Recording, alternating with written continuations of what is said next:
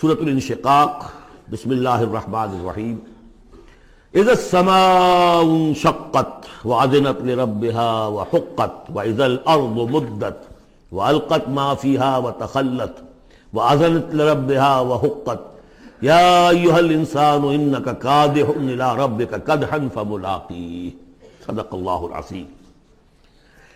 اذا السماء انشقت، جب آسمان پھٹ جائے گا۔ دیکھیے ساری یہ صورتیں وہی تذکیر آخرت۔ وَأَذِنَتْ لِرَبِّهَا، اذنت کان لگائے ہوئے ہیں اپنے رب کے لیے، سنتی ہے یہ زمین جو ہے، یہ آسمان گویا کہ کان لگائے ہوئے۔ اذنت لِرَبِّهَا وَحُقَّتْ، استمع لَهُ وَإِنْقَادَ، سنا اللہ کی بات کو، اپنے رب کی بات کو، اور اطاعت کی۔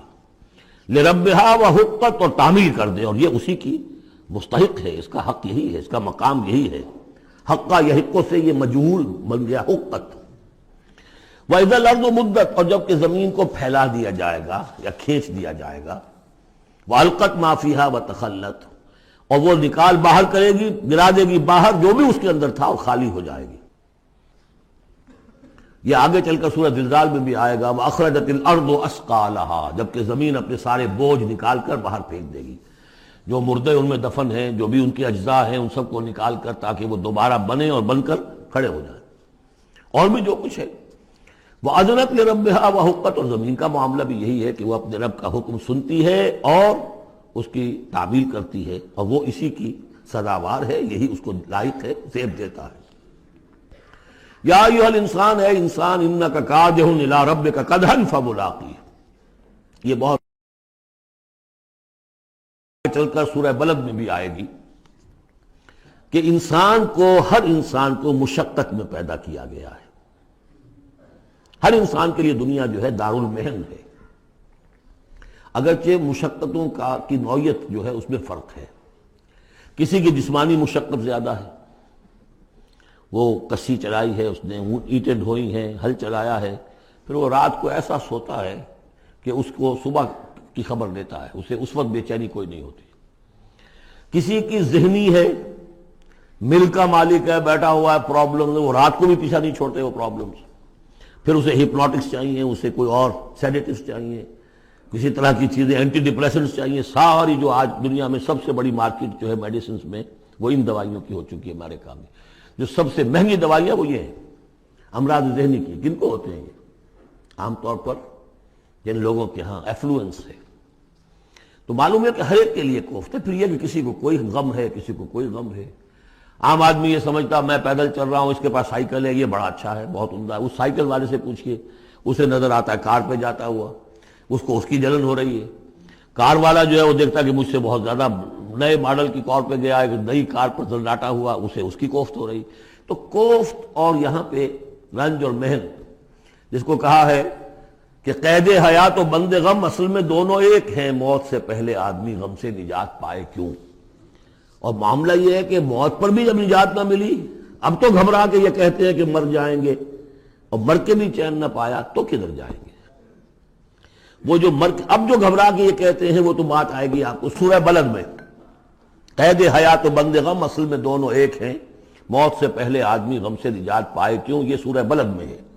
لیکن دوسرا مرحلہ جو ہے کہ اب تو گھبرا کے یہ کہتے ہیں کہ مر جائیں گے، مر کے بھی چین نہ پایا تو کدھر جائیں گے، وہ یہاں ہے۔ یا ایھا الانسان، اے انسان، انک کادح الی ربک کدحا، تیرا مقدر یہی ہے، تکلیفیں جھیلتا ہوا، بوجھ برداشت کرتا ہوا، کوفت برداشت کرتا ہوا، تجھے ایک پر دوسری، دوسری پر تیسری کوفت اور تکلیف، اور پھر جا کر اپنے رب کے سامنے کھڑے ہونا ہے۔ ملاقی، اب جو بار برداری کے حیوان ہیں، بیل ہے جتا ہوا ہے، اب جتائے رکھیے، اسے رہٹ میں لگا لیا آپ نے اس کو کسی اپنے ہل میں جوت لیا، اس کے بعد اس سے حساب کتاب تو کوئی نہیں نا۔ حضرت ابوبکر کہا کرتے تھے عجیب کیف کے عالم میں، کاش کہ میں ایک چڑیا ہوتا جو درختوں پر چہچہا رہی ہے، اس سے کوئی محاسبہ نہیں۔ کاش کہ میں گھاس کا ایک تنکا ہوتا جو جلا دی جاتی ہے، ختم ہو جاتی ہے، اس سے محاسبہ کوئی نہیں ہے، پوچھ گچھ کوئی نہیں۔ یہاں ہے محاسبہ۔ یا ایھا الانسان انک کادح، مشقتیں بھی جھیلو، صدمے بھی جھیلو، بوجھ بھی اٹھاؤ، اینٹیں بھی ڈھو، اور جو بھی کرنا ہے قلم کی گھس گھس کرو، بیٹھو، جاؤ 3 جگہ 4 جگہ مطلب کرو اور مریضوں کی خدمتیں کرو، اور پھر یہ کہ سب کچھ کر کے پھر ایک دن کھڑے بھی ہو جانا ہے، اب جاؤ ذرا حساب کتاب۔ لن تزول قدم ابن آدم حتی یسأل عن خمس، ابن آدم کے قدم ہل نہیں سکیں گے جب تک کہ 5 چیزوں کا حساب نہ لے لیا جائے۔ عن عمرہ فیما افناہ، حساب دو عمر کا، 80 برس کی عمر دی تمہیں، کہاں فنا کی؟ خاص طور پر وعن شبابہ فیما ابلاہ، شباب، جوانی، قوتوں کا، امنگوں کا دور، وہ کہاں گلائی تھی جوانی۔ وعن مالہ من این اکتسبہ وفیما انفقہ، مال کا حساب دو، کہاں سے کمایا تھا، حلال سے کہ حرام سے، اور کہاں خرچ کیا تھا، عیاشیوں میں، عللوں تللوں میں، یا ادائے حقوق میں۔ وَعَمَّا عَمِلَ فِيمَا عَلِمَ، اور 5واں سوال سب سے مشکل ہے، جو علم حاصل ہوا تھا اس میں عمل کتنا کیا۔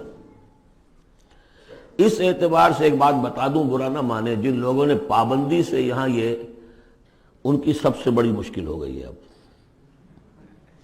سب سے بڑی مشکل اب ان کی ہے۔ اما عمل فیما علم، جو علم حاصل ہوا ہے اس میں عمل کا حساب کتاب ہوگا۔ وہ غریب جنہیں موقع ہی نہیں ملا، کبھی کوئی ایسی صورت ہی نہیں بنی کہ ان کے سامنے قرآن کی دعوت آ گئی ہو، ان کے پاس شاید کوئی نہ کوئی عذر ہو، ان کے عذر کا حصہ جائے گا ان پر جن کے ذمے تھا کہ قرآن کی پہنچایا نہیں پہنچایا۔ لیکن یہ ہے کہ جن تک یہ بات پہنچ گئی انہیں سمجھ لینا چاہیے کہ بہت سخت ہے معاملہ۔ یا ایھا الانسان انک کادح الی ربک کدحا فملاقیہ فاما من اوتی کتابہ بیمینہ، تو وہ کہ جس کو دی جائے گی کتاب اس کے داہنے ہاتھ میں، فسوف یحاسب حسابا یسیرا، تو اس سے تو لیا جائے گا بہت ہی ہلکا نرم حساب۔ وہ ہلکا اور نرم حساب کیا ہے؟ بخاری اور مسلم دونوں میں حضرت عائشہ سے روایت موجود ہے رضی اللہ تعالی عنہا، ينظر فی کتابہ ویتجاوز عن سیئاتہ واما من نوقش فی الحساب فقد ہلک، یعنی حساب یسیریہ کی کتاب نہ اس کا دیکھ لیا جائے گا بس ایک نظر سے، اور اس کی خطاؤں کو بخش دیا جائے گا، لیکن جس سے مناقشہ ہو گیا، جرا ہو گئی، وہ ہلاک ہو جائے گا۔ حساب یسیر یہ ہے، کوئی مناقشہ نہیں، کوئی جرا نہیں، اللہ تعالیٰ ان سے نرم معاملہ کرے گا۔ وَيَنْقَلِبُ إِلَىٰ أَهْلِهِ مَسْرُورًا، وہ جب واپس آئے گا اس عدالت کے کٹہرے سے تو بڑا خوش و خرم آئے گا اپنے گھر والوں کے پاس کہ جان چھٹی لاکھوں پائے، اللہ تعالیٰ کی رحمت سے، اللہ کی مغفرت سے میرا معاملہ تو سیدھا ہو گیا۔ لیکن اب اس کے برعکس کیا ہے؟ وَأَمَّا مَنْ أُوتِيَ كِتَابَهُ وَرَاءَ ظَهْرِهِ، اور وہ شخص کہ جس کو دیا جائے گا اس کا اعمال نامہ اس کی پیٹھ کے پیچھے سے، وہ کیوں؟ دینا تو ہے بائیں ہاتھ میں، وہ بائیں ہاتھ پیچھے کر لے گا، میں لینا نہیں چاہتا تو وہاں پکڑا دیں گے، یہاں حاضر ہے، وراء ظہرہ فسوف یدعو ثبورا، اب وہ موت طلب کرے گا، کسی طرح موت آ جائے، میں ختم ہو جاؤں، میں معدوم ہو جاؤں، میرا وجود نہ رہے۔ ویصلی سعیرا، لیکن وہ داخل ہوگا جہنم میں۔ انہ کان فی اہلہ مسرورا، بہت اہم ہے یہ مقام، وہ اپنے اہل و عیال میں بڑا خوش و خرم رہا ہے زندگی میں، دنیا میں، حرام سے دن بھر کی محنت کر کے۔ دیکھیے ایک بات آپ کو بتا دوں، اگر آپ اللہ کے دین کا حق ادا نہیں کر رہے تو چاہے 100% حلال سے کما رہے ہیں، حرام کھا رہے ہیں، اس لیے کہ اللہ کے دین کا حق آپ نے ادا نہیں کیا۔ وہ جو غصب کیا جا رہا ہے اللہ کا حق، وہ کہاں جائے گا جب تک کہ آپ وہ حق ادا نہ کریں جو دین کا ہے۔ اس اعتبار سے سمجھ لیجیے حرام اور حلال یہی نہیں ہے، حرام اور حلال کے بڑے مراتب ہیں۔ ایک حرام خور وہ ہے جو سور کھا رہا ہے، آپ نے کہا بہت یہ تو چھی چھی چھی چھی سور کھا رہا ہے، حرام سب کو معلوم۔ ایک وہ ہے جو کھا رہا ہے بکری کا گوشت، بکری بھی خود ذبح کی ہے تاکہ قصائی کا بھی معاملہ کوئی خراب نہ ہو جائے، لیکن یہ کہ وہ بکری خریدی ہے کسی کی جیب کاٹ کے، تو کیا کھا رہا ہے؟ حلال کے حرام؟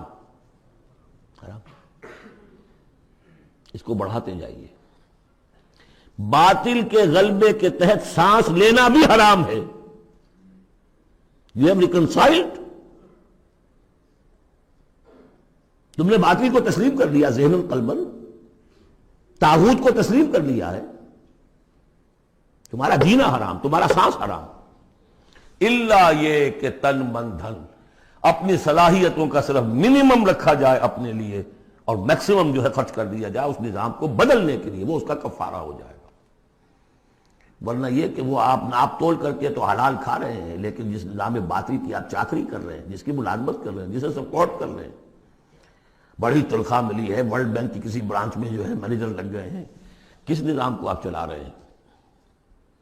بہرحال وہ بات لمبی ہو جائے گی، لیکن وہ دنیا میں خوش و خرم تھا، اچھا کھلا رہا تھا، دودھ ملائی ربڑی اپنے بچوں کو، ہر وقت آ رہا ہے تو نئی چیزیں لے کر آ رہا ہے، ولایت سے آ رہا ہے تو ایک ایک بچے کو بلا کر تمہارے لیے یہ لایا ہوں، تمہارے لیے یہ لایا ہوں، وہ دنیا میں وہ خوشیاں لے آیا، اب یہاں کچھ نہیں ہے۔ وہ اللہ کا بندہ جو دنیا میں ڈرتا رہا، انا کنا فی عہدنا مشفقون، ہم تو ڈرتے تھے کیا ہوگا، اللہ کے حضور میں کروس کھڑا ہونا ہوگا، ان کے لیے یہاں آیا ینقلب الی اہلہ مسرورا، اب وہ لوٹے گا اللہ کی عدالت کی کٹہری سے اپنے گھر والوں کی طرف تو خوش و خرم ہوگا۔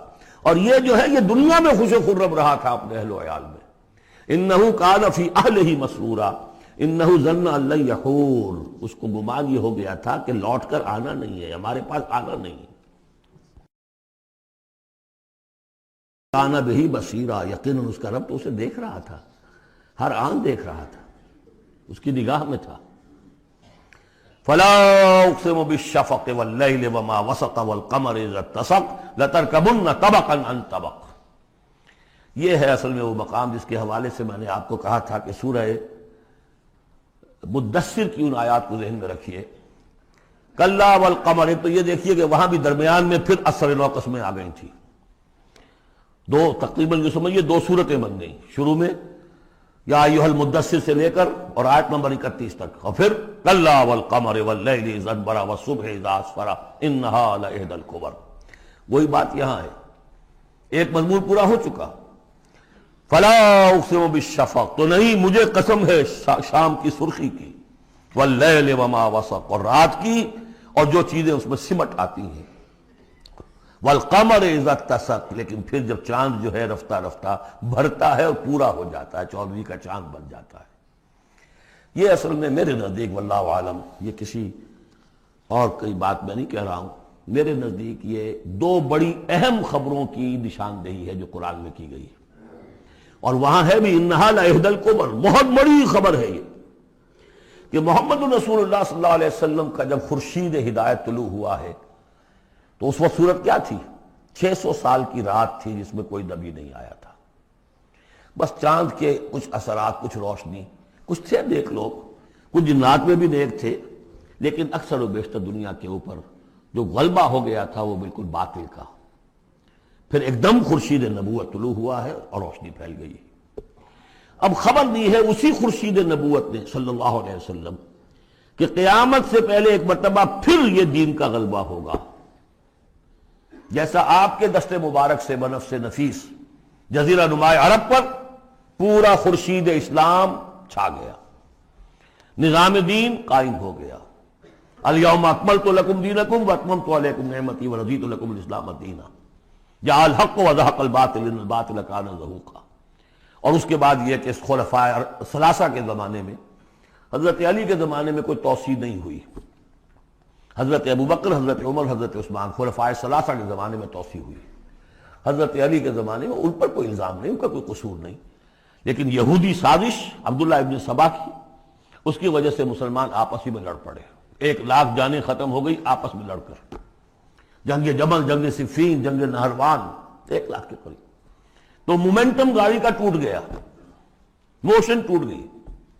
اس کے بعد پھر بہرحال حضرت امیر معاویہ کے زمانے میں پھر کچھ آگے قافلہ چلا ہے، لیکن اس شان کے ساتھ پھر نہیں بڑھ سکی بات، جس شان سے کہ دور فاروقی میں، دور عثمانی میں، دور صدیقی میں بات بڑھ رہی تھی۔ بہرحال وہ تو پروسیس رک کر اور پیچھے ریورس بھی ہو گیا، لیکن حضور کی دی ہوئی خبر ہے کہ دوبارہ دنیا میں دین کا غلبہ ہوگا اور گلوبل ہوگا، پوری دنیا میں ہوگا۔ وہ حدیثیں ہم نے نوید خلافت کے عنوان سے کتابچہ 8 صفحے کا کتابچہ بہت شائع کی ہیں، میں صرف یہ بتا رہا ہوں وہاں حضور کے زمانے میں کل 23 برس میں انقلاب برپا ہو گیا، سورج ایک دم طلوع ہو جاتا، کتنی دیر لگتی ہے، طلوع ہو گیا، لیکن اب جو روشنی آئے گی وہ آئے گی تدریجاً، اس کی شان کیا ہوگی؟ فلا اقسم بالشفق، ایک شفق کی روشنی ہوتی ہے جب رات سورج تو غروب ہو گیا لیکن شفق ابھی ہے. وہ حال ہے اس وقت دنیا کا کہ اسلام کی روشنی غروب ہو چکی ہے، صرف شفق کی لالی سی نظر آ رہی ہے. اس کے بعد واللیل وما وسق، پوری دنیا کے اوپر دین کے اعتبار سے تاریکی چھا گئی ہے، رات ہے. اور رات جو ہے اپنے اندر جن جن چیزوں کو سمیٹ لیتی ہے. لیکن والقمر اذا اتسق، لیکن چاند طلوع ہوتا ہے، پہلے دن، دوسرے دن، تیسرے دن بھرنا شروع ہوتا ہے، یہاں تک کہ وہ پورا ہو جاتا ہے. اب چاند کی چاندنی جو ہے وہ پھر دنیا کے اندر اس کو رات کو منور کر دیتی ہے. لَتَرْكَبُنَّ طَبَقًا عَنْ طَبَقٍ، اسی طرح تم چڑھو گے درجہ بدرجہ. یعنی اب جو تجدید دین کا کام ہوگا، اب جو اقامت دین کی جد و جہد ہوگی، اب جو دنیا میں خلافت علی منہاج النبوت کا نظام قائم ہوگا، تو وہ کسی ایک نسل میں نہیں ہو جائے گا، کسی ایک دائی یا ایک تحریک کے ذریعے سے نہیں ہو جائے گا، درجہ بدرجہ. کسی نے ایک کام کر دیا، علامہ اقبال نے ایک فکر کو واضح کر دیا کہ اسلام مذہب نہیں دین ہے، اور جدا ہو دین سیاست سے تو رہ جاتی ہے چنگیزی. یہ ایک وحدت ہے. ابوالکلام آزاد اٹھے، انہوں نے قائم کی جماعت حزب اللہ، لیکن یہ کہ کچھ مخالفتوں سے بددل ہو کر جلدی چلے گئے. پھر وہ کانگریس میں شامل ہوئے اور انہوں نے پھر جو ہے اپنی پوری زندگی جہاد حریت کی نظر کر دی. پھر مولانا مودودی اٹھے، وہ جماعت اسلامی بنائی. افسوس کہ پاکستان میں آ کر وہ یہاں کی قومی سیاست کے اندر داخل ہو کر انہوں نے بھی منزل کھوٹی کر لیا. وہ قافلہ جو ہے جیسے کہ کہیں کسی دلدل میں پھنس گیا ہے. یہ رفتہ رفتہ ہوگا، لیکن انہوں نے ایک ایک قدم بڑھایا ہے. ان سب کی کوششوں سے ایک ایک قدم بات آگے بڑھی ہے. لَتَرْكَبُنَّ طَبَقًا عَنْ طَبَقٍ، لیکن جس طرح چاند رفتہ رفتہ پہلی تاریخ سے لے کر 14ویں رات تک پورا ہو جاتا ہوگا، ہونا ہے، وہ لازماً ہوگا جس کی خبر دی ہے محمد رسول اللہ صلی اللہ علیہ وسلم نے. وَهُوَ الصَّادِقُ الْمَصْدُوقُ، ان کی دی ہوئی خبر میں کوئی جھوٹ نہیں ہو سکتا. فلا اقسم بالشفق واللیل وما وسق والقمر اذا اتسق لتركبن طبقا عن طبق فما لهم لا يؤمنون. انہیں کیا ہو گیا ہے، ایمان کیوں نہیں لاتے، کیوں نہیں مانتے. واذا قرئ علیہم القرآن لا يسجدون، اور جب ان پر قرآن ان پڑھ کر سنایا جاتا ہے کیا ہو گیا انہیں کہ سجدہ نہیں کرتے. بل الذین کفروا یکذبون، بجائے ایمان لانے کے یہ کافر جو ہیں یہ تو الٹا اور جھٹلا رہے ہیں. یہاں ذرا نوٹ کر دیجئے، یہ لفظ بے شمار مرتبہ آیا ہے، کفر اور تکذیب، کفر اور تکذیب. والذین کفروا بآیاتنا وکذبوا، تو کفر اور تکذیب یہ کیا صرف تکرار ہے یا اس کے اندر فرق ہے کچھ؟ کفر کے معنی ہے چھپا دینا، دبا دینا. فطرت انسانی میں جو گواہیاں موجود ہیں جو ان کو دبا رہا ہے، یہ کفر ہے. ان گواہیوں کو ابھارنے کے لیے، ایکٹیویٹ کرنے کے لیے قرآن مجید کی آیات آئی، ان کی تکذیب کر رہا ہے، یہ بہت بڑا جرم ہے. یہ دو جرم علیحدہ ہیں. اپنی فطرت کے اندر جو گواہیاں مضمر ہیں انہیں چھپانا، دبانا. لیکن پھر جب آیات ربانیہ سامنے آئے ان کو جھٹلا دینا، یہ ڈھٹائی کی حد ہے. پھر والذین کفروا وکذبوا بآیاتنا اولئک اصحاب النار هم فیہا خالدون. یہ تو جو پہلا چارٹر دیا گیا تھا حضرت آدم کو خلافت عرضی کا چارج سنبھالتے وقت، اب اتر جاؤ یہاں سے، اس جنت سے جاؤ نیچے اور جا کر چارج لو اور زمین کا، اور وہاں کیا ہوگا؟ فَإِمَّا يَأْتِيَنَّكُم مِّنِّي هُدًى فَمَن تَبِعَ هُدَايَ فَلَا خَوْفٌ عَلَيْهِمْ وَلَا هُمْ يَحْزَنُونَ وَالَّذِينَ كَفَرُوا وَكَذَّبُوا بِآيَاتِنَا. کفر پہلا جرم اور تکذیب یہ مہا جرم. کفر تو اس وجہ سے بھی ہو سکتا ہے کچھ ماحول کے اثرات تھے، آپ ظہور میں رہے، آپ دبے ہوئے تھے، لیکن جب وہ روشنی آ گئی پھر اس کی تکذیب، یہ معلوم ہوا کہ اب یہ جرم جو ہے اپنی آخری حد کو پہنچ گیا. بل الذین کفروا یکذبون، یہ کافر جو ہے جھٹلا رہے ہیں. واللہ عالم بما یوعون، اور اللہ کو معلوم ہے کہ یہ کیا بھرے ہوئے ہیں اپنے ہاں. عام طور پر سمجھا ہے کہ جو انسان مال دولت نہیں، اندر ان کے بغض ہے، حسد ہے، تکبر ہے، اس کی وجہ سے یہ تکذیب کر رہے ہیں. یہ نہیں کہ یہ حق کو پہچان نہیں پائے ہیں، ان کے اندر جو ہے بغض، حسد اور تکبر بھرا ہوا ہے. فبشرہم بعذاب علیم، تو اے نبی ان کو بشارت دے دیجئے دردناک عذاب کی. الا الذین آمنوا وعملوا الصالحات لہم اجر غیر ممنون، سوائے ان کے کہ جو لوگ ایمان لائے اور جنہوں نے نیک عمل کیے، ان کے لیے اجر ہے بے انتہا، کبھی ختم نہ ہونے والا، منن کاٹ دینا، اگر کوئی چیز کٹ جائے گی اس کی انتہا ہو گئی، نہیں، یہ کٹ نہیں سکے گا، اس کا سلسلہ جاری رہے گا مسلسل غیر ممنون، یہ مسلسل ہے، ختم ہونے والا نہیں۔